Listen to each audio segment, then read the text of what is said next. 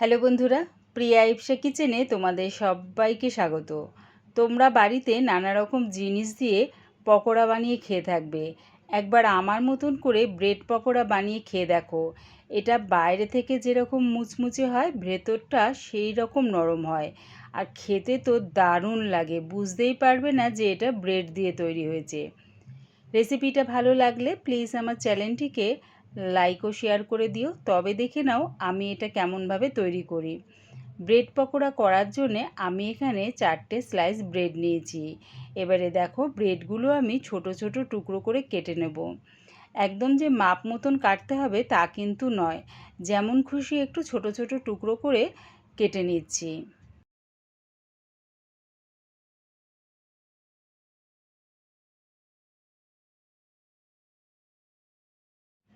সব ব্রেডগুলো আমি ছোট ছোট টুকরো করে কেটে নিলাম।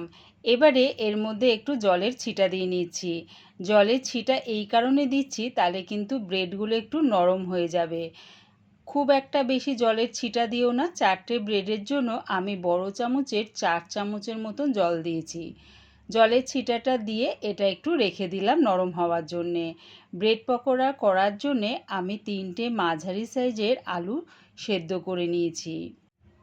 এবারে এই সেদ্ধ করা আলুগুলো আমি গ্রেটার দিয়ে গ্রেট করে নেব। গ্রেটার দিয়ে গ্রেট করলে কি হবে, দেখবে কোনো রকম বড় বড় টুকরো থাকবে না। তোমরা চাইলে ম্যাশার দিয়ে ম্যাশ করে নিতে পারো বা হাত দিয়েও চটকে নিতে পারো। কোনো রকম বড় টুকরো না থাকলেই চলবে। তাই আমি দেখো গ্রেটার দিয়ে সব কটা আলু গ্রেট করে নিলাম। এদিকে দেখো ব্রেডটাও কিন্তু বেশ নরম হয়ে গেছে। এবার ব্রেডটাকে আমি বেশ করে হাত দিয়ে চটকে একটা দলা করে নেব।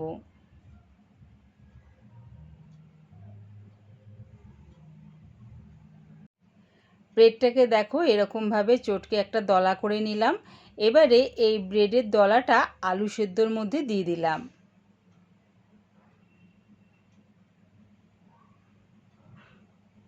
দিলাম এর মধ্যে স্বাদ অনুযায়ী নুন, 1 চামচ চিলি ফ্লেক্স, 1 চামচ গোলমরিচ গুঁড়ো। একদম ছোট বাচ্চারা খেলে গোলমরিচ গুঁড়োটা নাও দিতে পারো। দিলাম 1 মুঠ ধনেপাতা কুচি। আর দিলাম 1 চামচের মতন চাট মশলা আর হাফ চামচ গরম মশলা গুঁড়ো। দিলাম 3 চামচের মতন কর্নফ্লাওয়ার। কর্নফ্লাওয়ার যদি না থাকে তাহলে এর মধ্যে তোমরা চালের গুঁড়ি ব্যবহার করতে পারো। সব কিছু দিয়ে এবারে ভালো করে এটা মাখিয়ে নেব। এর মধ্যে কিন্তু কোনো রকম জল ব্যবহার করো না। এরকম চটকে চটকে মাখাতে মাখাতে দেখবে বেশ ভালোভাবে মাখানো হয়ে গেছে। আর এর মধ্যে যদি জল ব্যবহার করো তাহলে দেখবে পকোড়াগুলো কিন্তু খুব সুন্দরভাবে হবে না।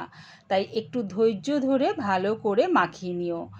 ভালো করে মাখিয়ে নিয়েছি। এবারে এর মধ্যে 1 চামচের মতন রিফাইন তেল দিয়ে আবারও একটু ভালো করে মাখিয়ে নিলাম।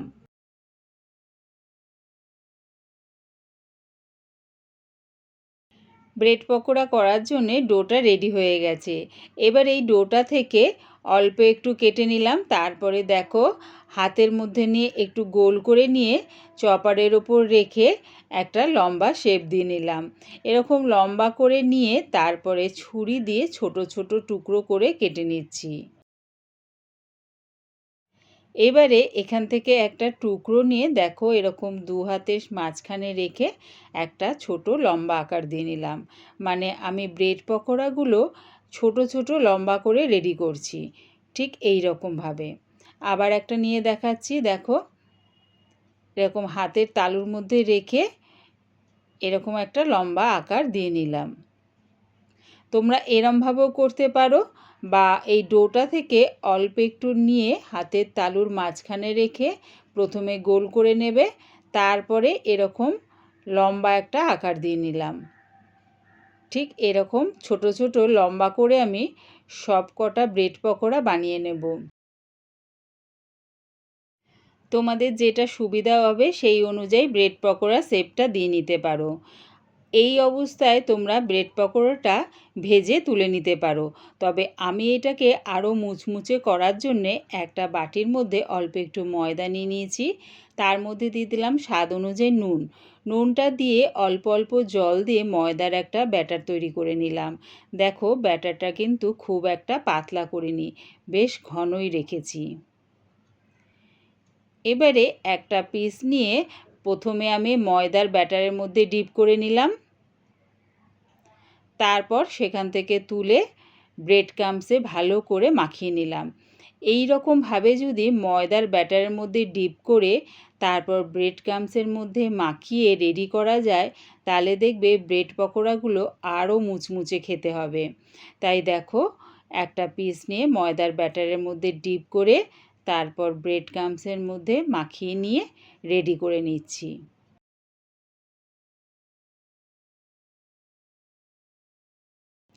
সবগুলো আমি এই রকমভাবেই রেডি করে নিলাম। এই রকমভাবে রেডি করে তোমরা ফ্রিজের মধ্যে আধ ঘন্টা মতন রেখে তারপরে যদি ভাজো, তাহলে ব্রেড ক্রাম্বসগুলো খুব একটা বেশি খুলে যাবে না। বা এরকমভাবে রেডি করে তোমরা একটা এয়ারটাইট কন্টেনারের মধ্যে রেখে দিলে যখন খেতে ইচ্ছা হলো তখন বার করে নিয়ে গরম গরম ভেজে খেতে পারো। গ্যাসটাকে হাই ফ্লেমে রেখে একটা কড়া বসিয়ে দিয়েছি, তার মধ্যে দিয়ে দিলাম বেশ খানিকটা রিফাইন তেল। তেলটা ভালো মতন গরম হয়ে গেলে গ্যাসটাকে মিডিয়ামে করে একটা একটা ব্রেড পকোড়া ছেড়ে দিলাম। যে কটা ধরলো কড়ার মধ্যে সে কটা ছেড়ে দিয়ে একদিকটা যখন দেখবে হালকা করে একটু ভাজা হয়ে গেছে, তখন ঘুরিয়ে ফিরিয়ে উল্টে পাল্টে পকোড়াগুলো ভেজে নেব।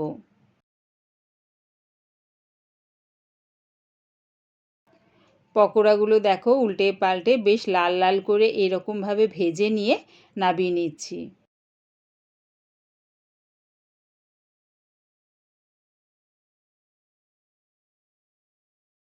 ওই একইভাবে তেলের মধ্যে দিয়ে পকোড়াগুলো যখন একদিকটা হালকা করে ভাজা হয়ে যাবে তখন ঘুরিয়ে ফিরিয়ে লাল লাল করে ভেজে নামিয়ে নিলাম। একইভাবে সব ব্রেড পকোড়াগুলো ভেজে নামিয়ে নিচ্ছি। একবার আমার মতন করে ব্রেড পকোড়া বানিয়ে খেয়ে দেখো, দারুণ খেতে লাগে। আমার এই পুরো রেসিপিটা দেখার জন্যে প্রিয়া ইপসা কিচেনের থেকে তোমাদের সবাইকে অনেক ভালোবাসা রইল। আমি এই ব্রেড পকোড়াটা পরিবেশন করলাম টমেটো কেচাপ দিয়ে। একটা তোমাদের ভেঙে দেখাচ্ছি, দেখো বাইরেটা যেরকম মুচমুচে হয়েছে ভেতরটা ঠিক ততটাই নরম হয়েছে, আর খেতে তো দারুণ হয়েছে। আমার এই ব্রেড পকোড়ার রেসিপিটা ভালো লাগলে প্লিজ আমার চ্যানেলটিকে সাবস্ক্রাইব করে দিও।